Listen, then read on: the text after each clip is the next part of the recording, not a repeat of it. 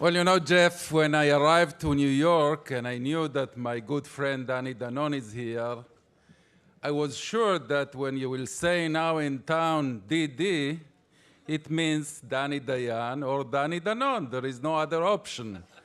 But for my tremendous disappointment, I understood that you mean Dunkin' Donuts.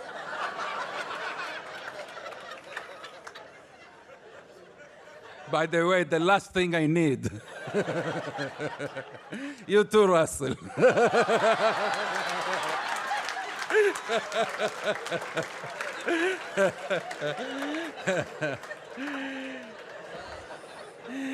Okay.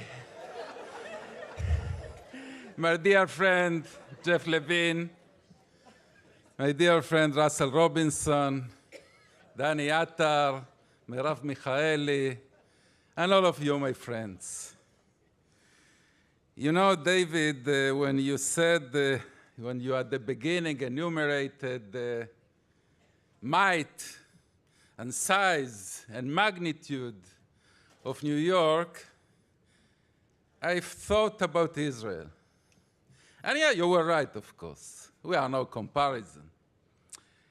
You know, one day in my way to the office, my security guard says, you see, Dani, this building, it's called the Corinthians.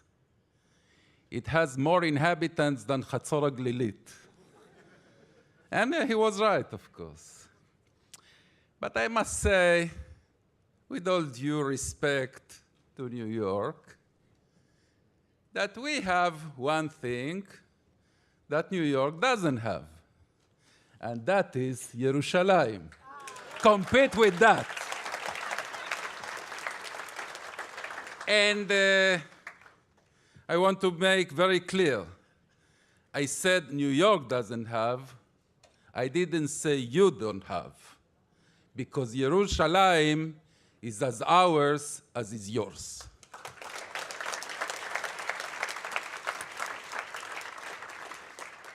Well, I am not a career diplomat. This is my first, and I suppose my only diplomatic. No, not because I'm going to fail, because I'm not interested in any additional. You are bad guys.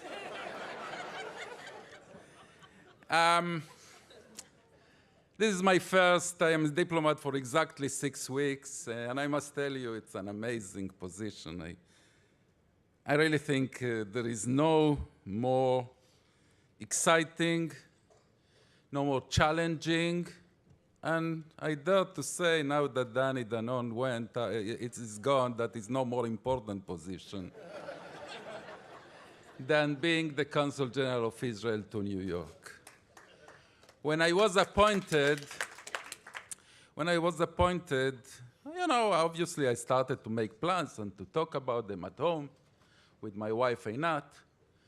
And at a certain point, Einat tells me, Dani, why do you speak so much about your plans regarding the American Jewish community? No, you are now a diplomat. Talk about Iran, talk about Palestinians, talk geopolitics. Why JNF and Conference of Presidents and reforms and conservatives and Orthodox and this and that? That diminishes you in some extent as a senior diplomat. And I must admit that usually when my wife and myself differ in our opinions, she's right. But this time, I told her, Einat, this time you are wrong. To be the unofficial maybe, but still, ambassador of Israel to the largest Jewish community all over the world, there is nothing that can elevate a diplomat more. And for that reason, I see myself as really fulfilling a dream of bringing the voice of Israel to the world, because, as I said, New York is the capital of the world, and when you make a difference in New York, you made a worldwide difference. There is no other place like this. But also to be the person who to a large extent is responsible of making sure that the cohesion, the fraternity between Israel and the diaspora, between Israel and the American Jewish community is maintained and even strengthened, I think that maybe except for Prime Minister of Israel, there is no more important task. And that's what I intend to do here. I want to thank JNF. I want to thank JNF for many reasons, but I will, in the short time I have, to enumerate two.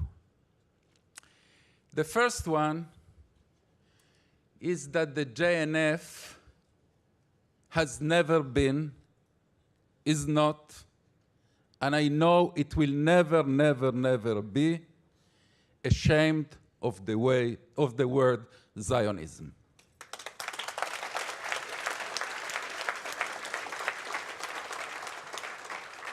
In days in which that sacred word is vilified, in days in which that word is compared to, not just by the UN, but also in the campuses in this country, to colonialism and to other malices of humanity, you stand proud.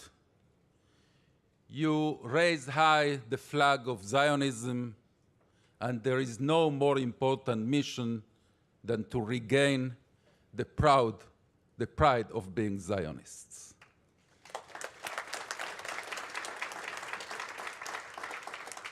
The second reason I want to thank JNF is that I think one of the main challenges I face, but we all collectively face as advocates for Israel, is to garner support among millennials. Now, I must admit, millennials are a weird thing. I was at the headquarters of a website that is dedicated to millennials, and I asked the 29-year-old that guy that runs the multi-million dollars enterprise, what's the secret? He told me the secret is very simple. No one here is older than 32. Among his hundreds, maybe more than that, employees. Well, I'm not going to be 32, and unfortunately, and we have to think how we do that. And I think JNF is a large part of the answer to that. Because JNF has tackled an issue that is important to millennials. I think that JNF is the only organization, Jewish Zionist organization, that dedicates itself mostly to an issue that is very, very important to millennials, namely environment, protection of the environment, self-sufficiency, and all those words that I must admit that Russell knows better than me. So that's a huge contribution to the state of Israel, not only the direct contribution you make, but also the indirect, by helping Israel to garner support of this generation that will lead this country in a decade or two. Thank you for that. I will conclude saying this.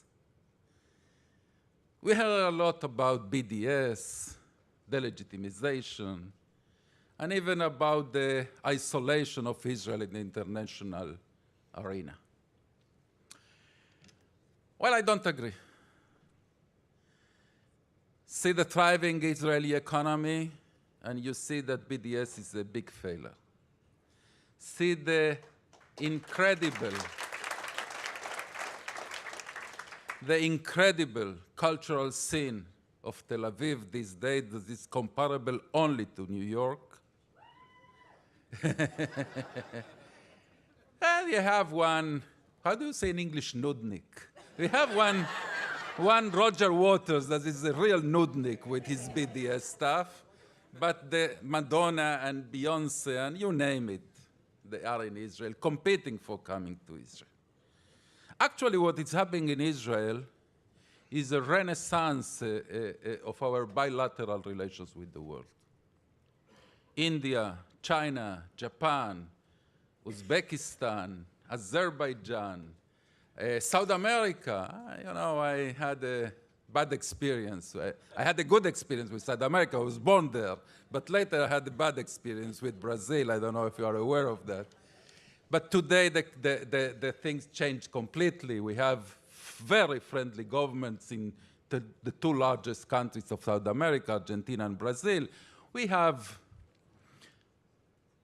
relations of which I cannot talk with Sunni countries all over the area. And for me, the most exciting thing is the return of Israel to Africa and of Africa to Israel. That is, it's not just its intrinsic strategic value. I think it's moral value. It's amazing that Israel is returning to Africa to make its contribution to that continent that needs our contribution so much. So I am quite optimistic, but I want to say, to conclude this, all what I just said about Africa and Russia and China and all of this is very nice.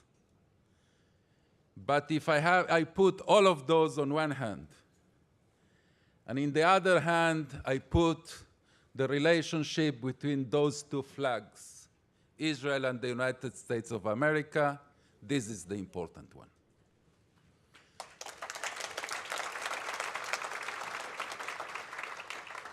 As was evident just yesterday by the signing of the Memorandum of Agreement between our two governments, the government of Israel and the government of the United States of America in Washington, granting Israel no less than $38 billion in the next decade.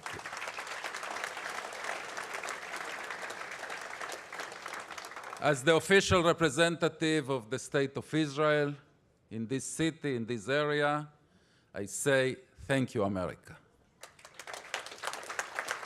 But this is really my last sentence. We also know an additional thing. All those good things wouldn't happen without the Jewish community of the United States of America. You did it. And we are indebted and grateful for you for that. And for that reason, I see as my utmost mission here to make sure that the sacred bond between Israel and the rest of the Jewish people in general and the American Jewish community in particular is not damaged, is not hurt, is not jeopardized by one iota.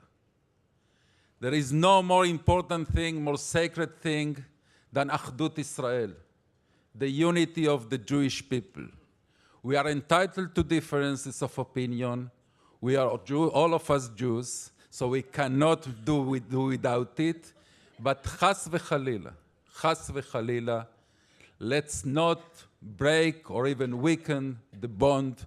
Let's make a serious effort, all of us together, not to let that happen. Toda rabba, Shabbat Shalom.